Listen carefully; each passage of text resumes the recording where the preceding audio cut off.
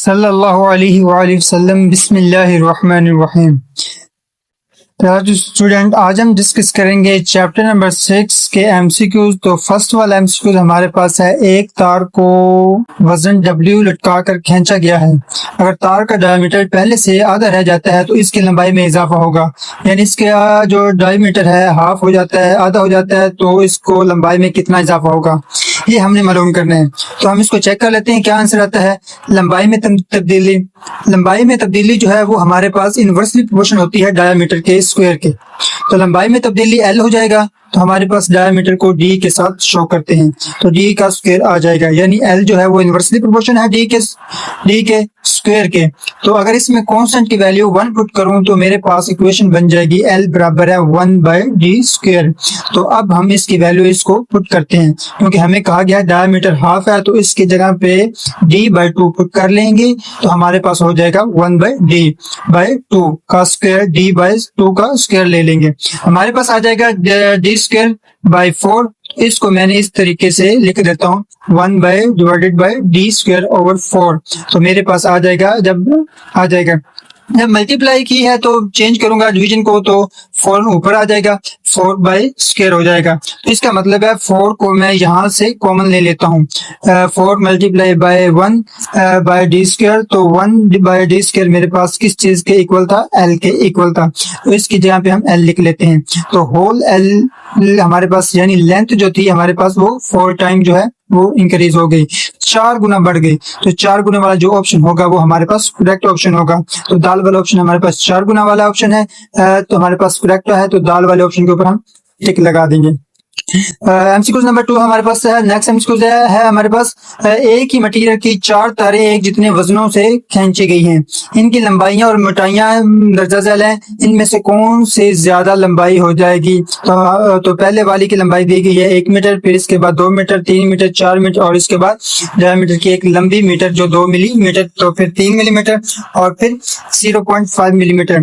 तो हमारे पास जो लंबाई में इजाफा होता है, और यहाँ पे अगर मैं मेंशन करूँ लंबाई में इजाफा, तो हमारे पास डायरेक्टली प्रोपोर्शन होता है लंबाई पे और इनवर्सली प्रोपोर्शन होता है डायमीटर के। तो इसका मतलब है जब लंबाई ज्यादा होगी तो लंबाई में इजाफा भी ज्यादा होगा। तो यहाँ पे लंबाई किससे के ज्यादा है, 4 मीटर वाले की लंबाई ज्यादा है, तो इसके मुताबिक हमारे पास ये वाला जो है ये करेक्ट होगा। हम डायमीटर के हिसाब से भी चेक कर लेते हैं। डायमीटर जिसका सबसे कम होगा, इनवर्सली प्रोपोर्शन है, डायमीटर में सबसे कम जिसका होगा इसकी लंबाई में सबसे ज्यादा इजाफा होगा। तो डायमीटर तो कम है, वो भी है इस ऑप्शन में है 0.5 मिलीमीटर डायमीटर है, क्योंकि ऊपर 1, 2 और 3 वैल्यूज है, यहाँ पे 0.5 मिलीमीटर सबसे कम है। तो इसका मतलब हमारे पास ये जो दाल वाला ऑप्शन है ये करेक्ट आ जाता है। नेक्स्ट एमसीक्यू हमारे पास 2 और 3 बराबर मीटर एरिया की 2 धातु की प्लेटें एक माया के अंदर एक गहराई में रखी गई हैं। दोनों प्लेटों पर प्रेशर में निस्बत होगी, तो प्रेशर में निस्बत हमने बताना है कि कितनी होगी। तो प्रेशर जो होता है इसका फार्मूला होता है P = ρgh।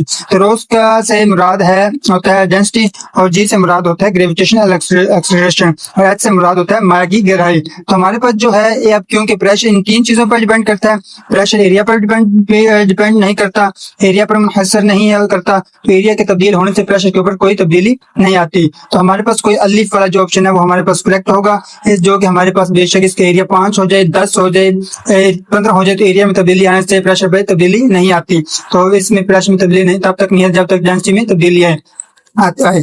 गहराई में तब्दीली है या फिर जो ग्रेविटेशनल एक्सेलरेशन में तब्दीली है, तो प्रेशर में तब्दीली आती है। एरिया के चेंज होने से प्रेशर में तब्दीली बिल्कुल भी नहीं आती, इसी वजह से अली वाला ऑप्शन हमारे पास करेक्ट है।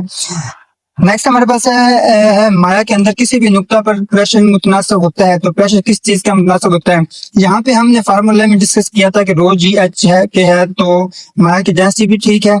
इसके बाद G से ग्रेविटेशन एक्सेलरेशन, तो माया की यहाँ पे G में दिया गया है एक्सेलरेशन ऑफ ग्रेविटी, तो ये भी बात ठीक है। इसके बाद H यानी डेप्थ जो होता है या हाइट, तो हमारे पास जो है कि गहराई, तो माया की सतह के नीचे नुक्ते की गहराई के, तो ये वाला ऑप्शन भी हमारे पास ठीक है। तो इसका मतलब है दाल वाला ऑप्शन हमारे पास करेक्ट होगा, क्योंकि दर्जा बल्ला इनमें से तीनों का जो है वो तज़किरा आ जाता है, तो हमारे पास दाल वाला ऑप्शन करेक्ट है, इस पे हम टिक लगाएंगे। नेक्स्ट है हमारे पास, किसी माया पर डाला गया प्रेशर बढ़ जाता है तो माया के हर हिस्से पर अमल करता है, कम हो जाता है और बर्तन की दीवारों में मुंतकिल हो जाता है।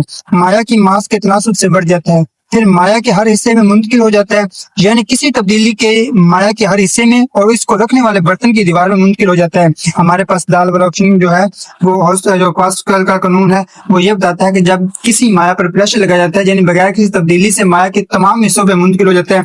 इसमें गिवन है कि हर हिस्से में और इसको रखने वाले बर्तन की दीवारों में मुंतकिल हो जाता है, तो हमारे पास दाल वाला ऑप्शन करेक्ट है, हम इस पर टिक लगाएंगे। नेक्स्ट हमारे पास है कि एक फजा एक मुस्ततिल सतह पर कितनी फोर्स डालती है। मुस्ततिल की लंबाई 50 सेंटीमीटर और चौड़ाई 40 सेंटीमीटर है, जबकि फजाई प्रेशर है कि वो 100 किलो